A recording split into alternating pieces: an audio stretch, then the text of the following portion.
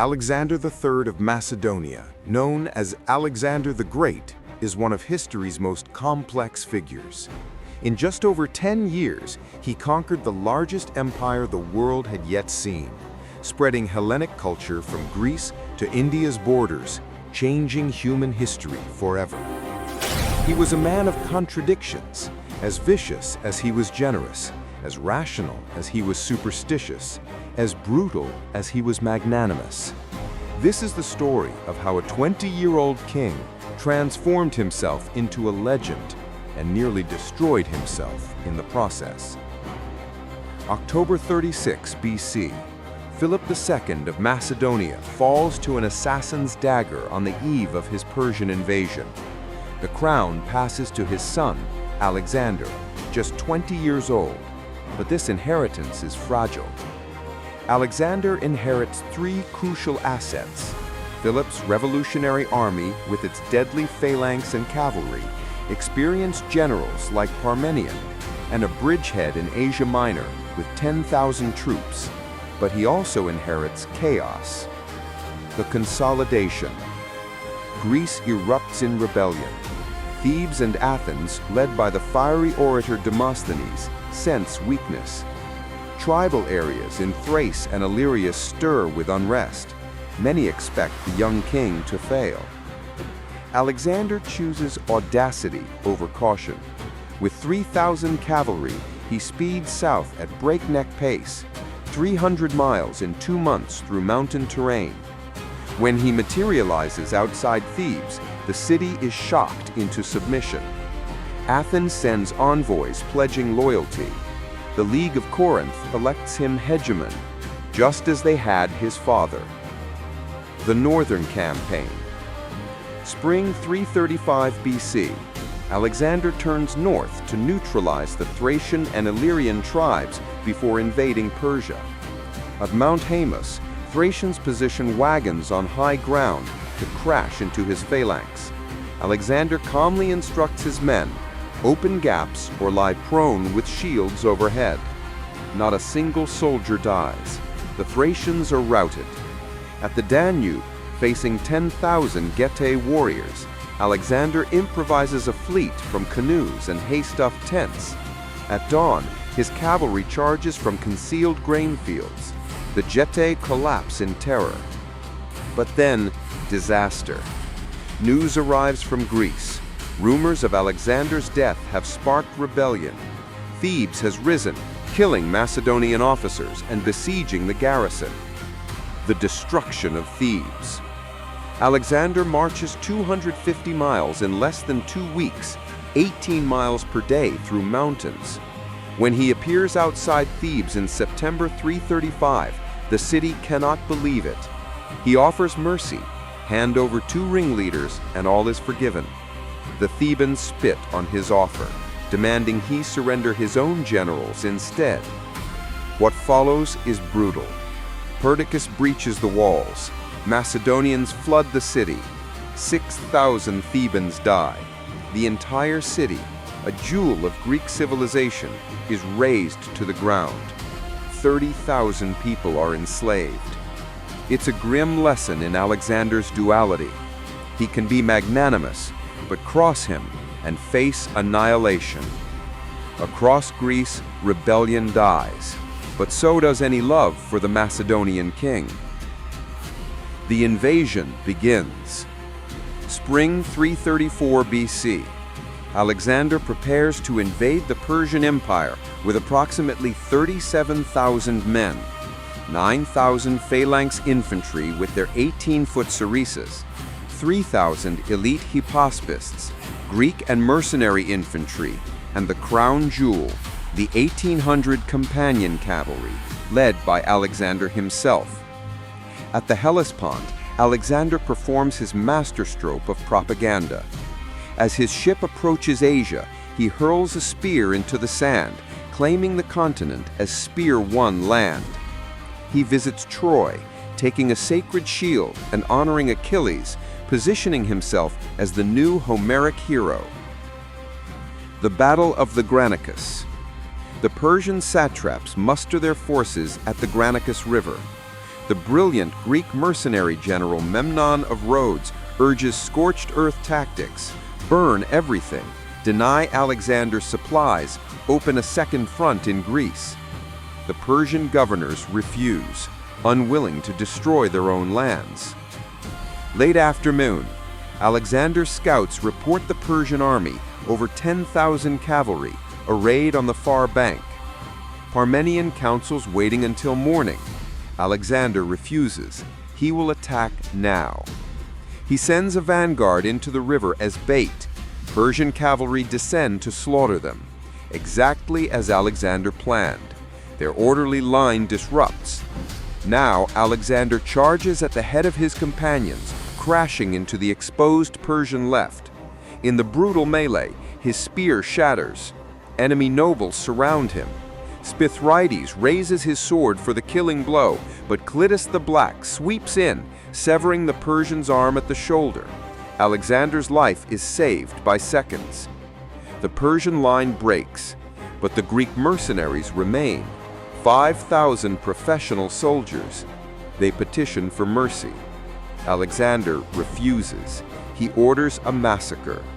3,000 Greeks are butchered, the rest sent to labor in Macedonian mines. It's a brutal message. Fight for Persian gold, receive no quarter. A decision he'll later regret as needlessly cruel. The victory is complete. All of Asia Minor lies open. Alexander appoints his own satrap and marches south. The siege of Miletus and Halicarnassus. Cities surrender as Alexander advances, but at Miletus, the garrison wavers when Persian reinforcements approach, 400 ships to Alexander's 160. Alexander blockades the harbor with his fleet while battering the city walls. When Miletus falls, he makes a shocking decision. He disbands his fleet. Why? He cannot match Persian naval power. His strategy shifts. Conquer the ships from the land by capturing every coastal city the Persian navy needs.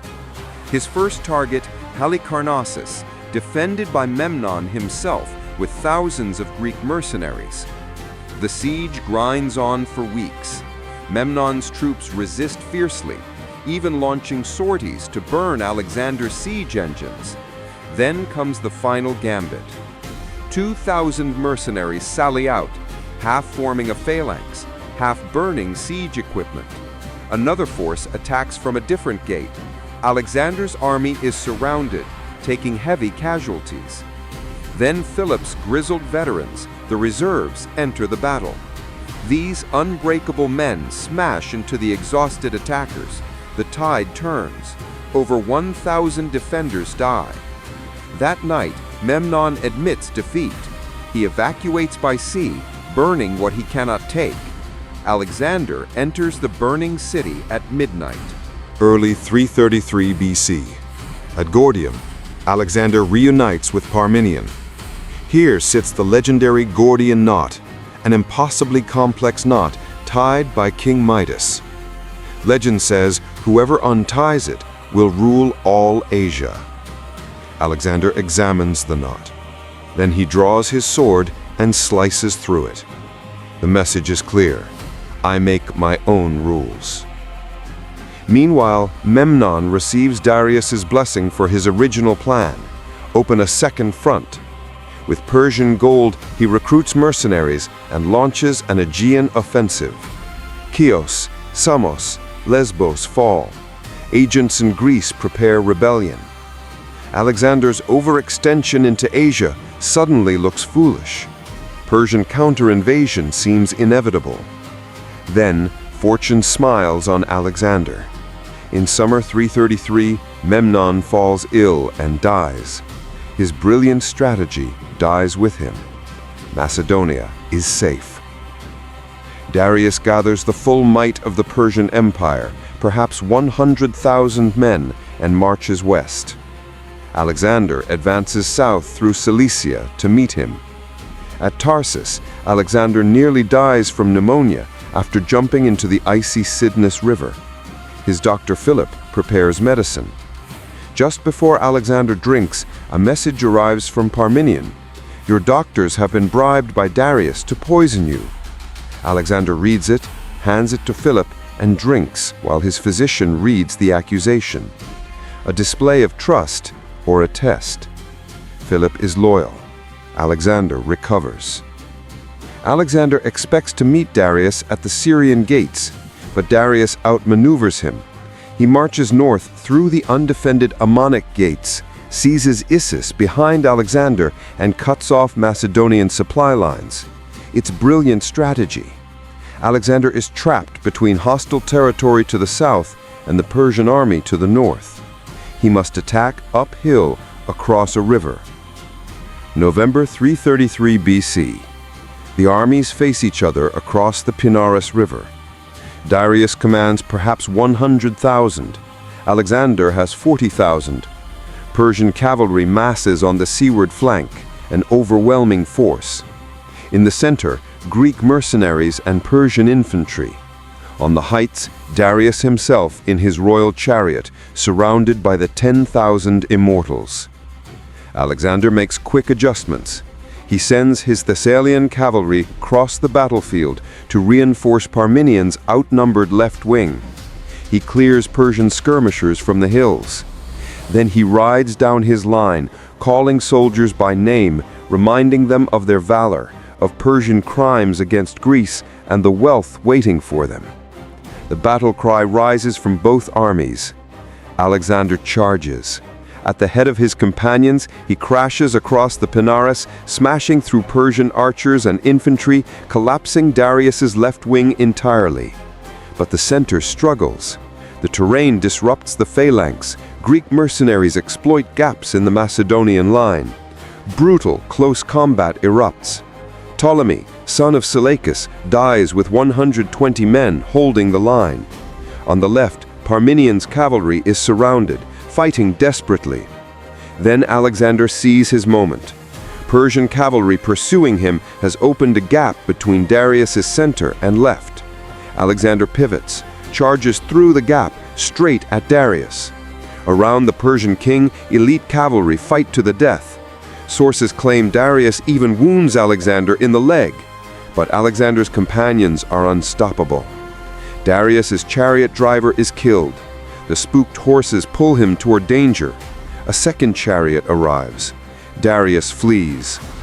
Victory seems assured, but a messenger arrives. Parmenion is on the brink of destruction. Alexander faces a choice: pursue Darius and end the war, or save Parmenion. He chooses Parmenion. Rallying the companions, he smashes into the Persian right from the rear. After fierce fighting, Hephaestion and Kunus are both wounded. The Persian cavalry breaks. The battle is won, but Darius escapes. By evening, it's over. 6,000 Persians lie dead. Alexander's losses are around 1,000. The Persian camp is captured. Vast quantities of gold, silver, jewels, and all the royal women who accompanied Darius. Alexander returns to find Darius's tent prepared for him. Golden baths, magnificent treasures beyond count. He surveys it all and turns to his companions. This, it would seem, is to be a king. Alexander cannot chase Darius into Persia's heartland yet. The Persian fleet dominates the Mediterranean. Phoenician naval bases must fall first. Cities surrender: Marathus, Byblos, Sidon. Then, at the turn of 332 BC, Alexander reaches Tyre. Tyre is unique. The main city sits on a rocky island half a mile offshore.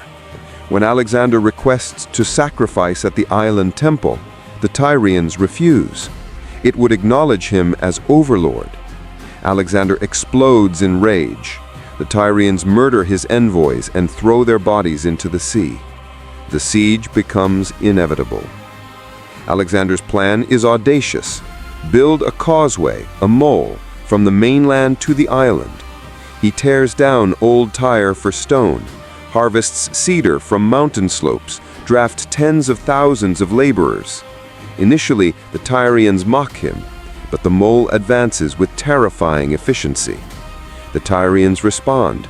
Ships loaded with archers rake the laborers with arrows. Alexander builds towers at the end of the mole.